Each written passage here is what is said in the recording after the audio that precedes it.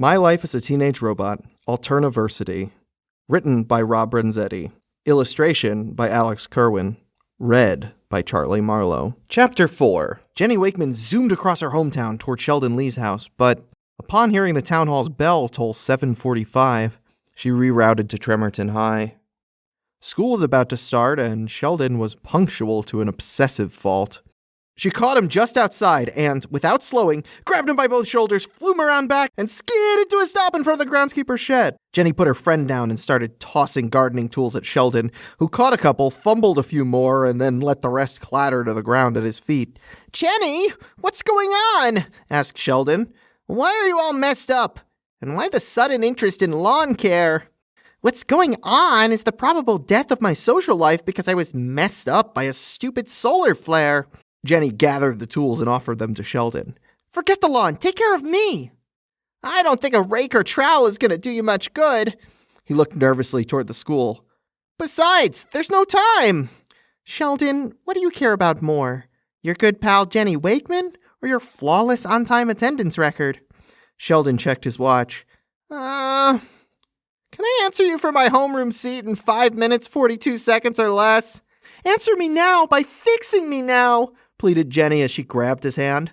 "Otherwise, I'm going to look like a fool in front of everyone."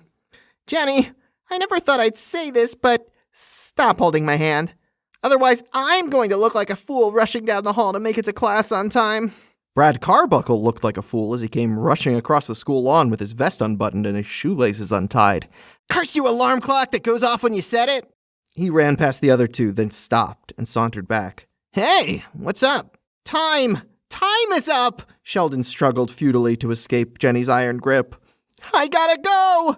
"Brad, help me force Sheldon to fix my appearance."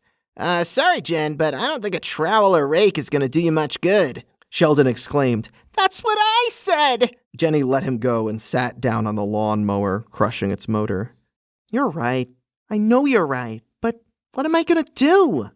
I can't be seen like this or my life is ruined." "Well then," Brad said, "we won't let you be seen." By the time Brad, Sheldon, and Jenny entered, only a few students lingered in the school's hallways. Not that Jenny could see them or anything else very well. She was hunkered down and sandwiched between the two boys as they shuffled slowly through the hall. Sheldon checked his watch once more. "Again, I never thought I'd say this, but this close contact is useless. As soon as we get to class, we'll have to take our separate seats and Jenny will be exposed." Brad said, "Jenny's not going to class. We're going to drop her at the nurse's office. As bad as she looks, she could play sick all day. Sorry, Jen. Anyway, once everybody clears out after last period, she can sneak home and have Dr. Wakeman fix her up." It was one of Brad's better plans. The only flaw was that Vice Principal Rosinski's office door stood between them and the nurse's station. And then that door opened and Vice Principal Rosinski's body stood between them and the nurse's station. The thick lenses of Rosinski's glasses magnified the contempt in his eyes. "What do the three of you think you're doing?" Jenny shrunk down behind Brad's back as he said, "Three, Vice Principal Rosinski, sir? Why, it's just Sheldon and me hurrying off to class, anxious to start the new school year." "But still spouting the same sort of nonsense as last year, eh, Carbuncle? Miss XJ9's wings are clearly visible, protruding from either side of your scrawny body." Jenny peeked out from behind Brad.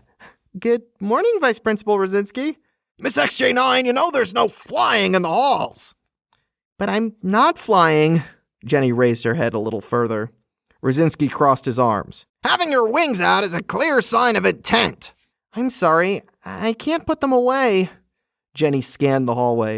It was now empty except for the four of them. She slid out from between Brad and Sheldon and gestured to herself. "I screwed up my system this morning while saving the world." Rosinski sneered and his voice grew louder. "Saving the world, averting disaster, rescuing humankind? Your part-time job is no excuse for flouting the rules." He regarded her critically, noting the sooty debris around her scorched feet. "Or poor hygiene." He reached into his vest pocket and pulled out a pad of detention slips. "I hate to write you up on the first morning of the new school year, but—" "No, you don't," Jenny shouted. "You love to write me up. You're always writing me up." Rosinski yelled back. That's because you're always doing something wrong! Classroom doors opened up and down the hall.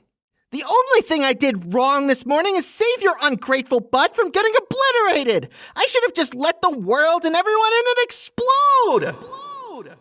Jenny's voice echoed up and down the hall. The hall was now full of students and teachers. They could all see her messed up body and had all heard her messed up death wish for humanity. Way to go, Jen. To be continued.